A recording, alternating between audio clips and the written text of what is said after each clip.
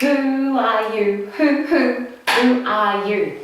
Very personal, private moment. I'm in my bathroom, getting ready to go out, and I had a conversation today with a group of women who were talking about what kind of woman do you want to be? Do you follow fashion? Are you a style setter? What do you stand for? What are your core values? Who are you as a woman? And it's a really interesting question because we're in a world now where there's even a question being asked, what is a woman? But if you are a woman and you've decided that that's who you're going to be, what kind of woman are you? And most importantly, what makes you stand out from the rest of the crowd, from other women? The reason I ask that question is you're a unique individual. There's nobody else like you. But we live in a world where it seems normal, common to follow what other people do. What are the trends in fashion? What are the trends in makeup? What are the social media influencers telling us to wear, to eat, to buy, to do? And I always ask the question, why would you want to be influenced? Who are you? What do you stand for? What are your core values? Are my most important questions in my life. And I'm very privileged because I went to a leadership and management conference. I was 18 years of age. I had applied to work in a health club. I'd applied to manage the health club, and they wanted somebody over 30 with experience. I was only 18 with no experience, and obviously the owner of the health club saw some potential in me and sent me to this leadership and management course. And I share that with you because that day changed my life as a woman, as a person. The question was asked right at the start of the conference, 5 words to describe you as a person. What do you want your reputation to be? If you're not this person now, what kind of person do you want to be? And live your life that way. So if people in your life were asked, please describe Rowie, or please describe you as a person, what words would you want them to use to describe you? And for me, that was a very easy process. It didn't take long for those words to come into my head. My words were tough and fair, positive, stylish, disciplined, and professional. And I'm going to use the word stylish for a reason.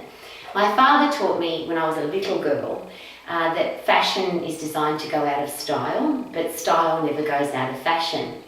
And he taught me that I needed to have my own style as a human being. Don't copy what other people are wearing, don't copy what other people are saying, don't copy what other people are listening to, what they're doing, which was very helpful growing up because we're obviously bombarded as children and teenagers to follow peer group pressure. So you should smoke, you should drink, you should gamble, you should steal, you should wear these certain clothes. And I never got caught up in that because my father taught me to be me, to have my own style. So that was an easy word for me to come up with. So tough and fair, positive, stylish, disciplined, and professional. They're really important words to me. The next part of that exercise, however, was to describe your life at the moment. And how they asked the participants in the conference to do that was somebody's going to come into your life when you're not there. So they don't get to meet you, they just get to see your life. So they get to see your house, your car, your office, your gym bag, all the places that you go and the things that you're involved with. So your bank account, your library, your music selection. They're going to look at your entire life, but you won't be there, they won't get to meet you. And the person who's doing that would then need to describe you as a person based on how you live your life. And that was a really interesting and very confrontational experience for me because tough and fair, positive, stylish, disciplined, and professional was not what somebody was going to find if they looked into my life that day. If somebody looked into my bathroom, if they looked into my kitchen, I always have a joke because in my fridge there was some rotten bananas and some green cordial. Not necessarily representative of a tough and fair, positive, stylish, disciplined, and professional person. My library had some terrible tacky novels in it. My music collection was lyrics of songs of words that I wouldn't be proud of. There was a lot of things in my life that didn't match up to tough and fair, positive, stylish, disciplined, and professional. So this is and I've used it as an exercise now for the rest of my life, starting that day at 18 years of age. Because after the exercise was completed, there was a very simple suggestion made. Tough and fair, positive, stylish, disciplined, and professional. If they're your words and that's the person you want to be, go and be that person. in every area of your life. So if somebody did look in your bathroom cupboard, so I've just opened the drawer in my bathroom, if somebody looked in the second or third drawer in your kitchen, in your cupboards, in your wardrobe, in your bank account, and here was a really interesting question that wasn't asked back then, but if somebody looked at the last 50 websites that you visited or the last 100 social media contacts that you had, if somebody reads what you post on social media, would that be representative of the person that you want the world to see, which for me is tough and fair, positive, stylish, disciplined, professional. It meant for me from that day forward that life became very simple, and I always share this, maybe even a little bit lazy from a decision-making point of view, because I don't have to make decisions anymore. I just ask the question, would a tough and fair, positive, stylish, disciplined and professional woman do this, wear this, go there, be associated with them, invest money in this, say this? And if the answer is no, then I just don't do it. It's a really simple process. And I'm sharing this with you because we seem to live in a world, particularly for our young girls, they get bombarded with so much information on how to dress, what to say, what to listen to, what to read, what to watch, and they get influenced, don't they? That's why they're called social media influencers, because they have a strong influence on the way people live their lives. Well, there's two parts to that. Could we make our young girls, or all people in the world, how do we teach them to be uninfluenceable? There's no such word, but I love it. So that it doesn't matter what's happening in social media, in the media, in a magazine, what the crowd's doing, what everybody else is doing, you won't be influenced by that because you have decided to be this person.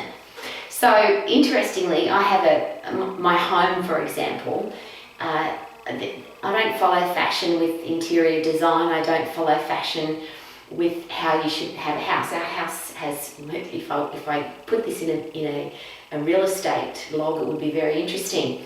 Our house has no bedrooms, it has no kitchen. It only has one bathroom. How do you sell a house that has no bedroom, no kitchen and only one bathroom? Well, first of all, we don't want to sell our house. This is our forever home. But it has a very unique style. It's a very unique, different place and very representative of who we are. And I'm asking you to consider that in every area of your life. The car that you drive, the clothes that you wear, the house that you live in, your surroundings and everything about you, is it representative of who you are? Is it your style? And I'll use real estate again, it should be a 3-4 bedroom house. If it's, you're a multi-millionaire, you should have a 5-bedroom, 10-bedroom house with 15 bathrooms. I can't think of anything worse than trying to keep 15 bathrooms clean, and I can't think of anything worse than having 10 bedrooms that nobody's ever going to go in. That doesn't make any sense to me. But we seem to get caught up in this. A lot of people, when they become wealthy, they win lotto or they become multi-millionaires, they go and buy a mansion, somebody else's mansion. Or they build a beautiful dream home, but it's they build it the same way as everybody else builds a home. And all I'm asking very personally is, who are you? What do you stand for? What are your core values? And is every area of your life representative of that? I'll give you another example. When I'm in the bathroom, I have connect my phone up and I listen to music. I never listen to the radio because I don't want to be influenced by radio announcers, and I don't want to listen to other people's choice of music. I want to listen to my own choice of music. So when I'm in the bathroom, because it's, as you can tell, it's echoey in here, and when you sing in here, it's got great acoustics. It's also, we have the closest thing to an indoor-outdoor shower. So I have the door open, the music blaring, because we're on 20 acres out in the middle of nowhere, so I can sing really loud. And I only listen to music, I only sing songs that have positive words and make sense to me. So it's just a simple example. I love songs. I have a beautiful husband and I've got some favourite love songs. But I never listen to songs like I only live my life for you, and I can't live without you, and I wouldn't be anything without you, and you're the most important thing in my life. I can't listen to music like that because it influences my brain, and I don't want to have somebody in my life that is my other half. There's a great Alanis Morissette song, a very old song, and there's one line in that song that says, I'm not your other half because 1 and 1 makes 2. I think it's a really powerful lyric. It's a very powerful way to live your life. That you only put into your life what's going to add value to your life, including people, But you don't need people, and they don't make you who you are. They just add value to your life. And that's part of that tough and fair, positive, stylish, disciplined and professional. To me, that's a person who isn't judgmental, is open to learning, wants to keep improving. That's one of the reasons why I hate the word best, that horrible expression, be the best version of yourself. What does that mean? That means you can't get any better. I want to get better, stronger, wiser, fitter, healthier every single day. It's part of my driving force of being a tough and fair, positive, stylish, disciplined and professional woman. So if you are a woman, if you've got women in your life, if you're educating or living the example for young women to grow up into beautiful, independent, critical thinking, free thinking people, how are we living the example of that? And I set that goal at a very young age, where I set the goal that I wanted to be healthy, fit and strong, have a career or business that I love, be financially free and only ever have respectful people in my life. I set that goal at a very young age, and when I looked for people who lived their life like that, I couldn't find any. And as I always share, there was some that were fit and healthy but they had no money, some that had lots of money but they couldn't see their feet because they were so overweight, people who had no money and ripped abdominals. There was a lot of combinations of, but I couldn't find anybody that had that whole life together. So I set the goal that when I was 50 plus, that people could look into my life, come into any area of my life and see that I was that person. And you can see why that process of who are you, what do you stand for, and 5 words to describe you as a person became such an important area of my life. So I'm a very open person. You could look in the 3rd drawer. Well, I only have 1 drawer in my kitchen because I hate drawers. I only have 2 drawers in my bathroom because one's for everyday use and one's for storage. You could open any cupboard, any drawer, come into my home, and you would see, if I wasn't here, you would walk in here and think, a tough and fair, positive, stylish, disciplined and professional person lives in this house, even if you never met me.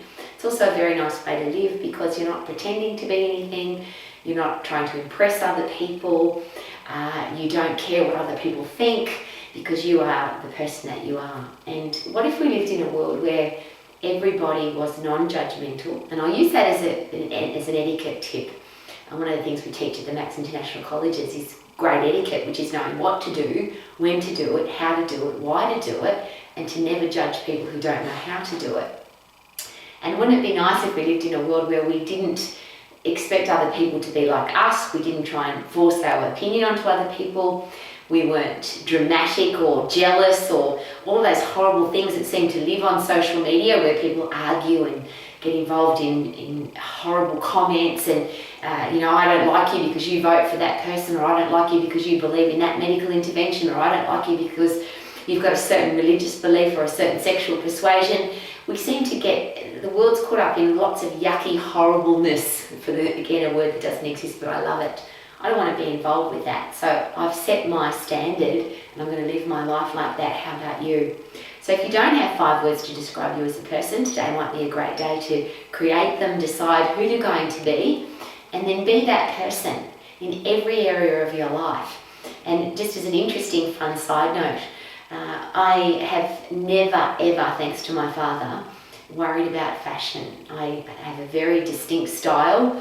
I know exactly what suits me. I have my clothes custom made because I'm a very unique size. I'm a 16 in the upper body and a 10 in the lower body, so I can't buy dresses and suits are very complicated. And I'm sharing that with you because it's a really nice place to be where you're not controlled by fashion, you're not controlled by what other people think, you're not controlled by what everybody else is doing, you can't be influenced, you just live your life as you. And may you be whatever your words are, but for me it's a tough and fair, positive, stylish, disciplined and professional woman every single day in every area of my life, and it makes it very easy to live my life as a happy person because I'm not pretending to be anybody else, and to live my life to the max.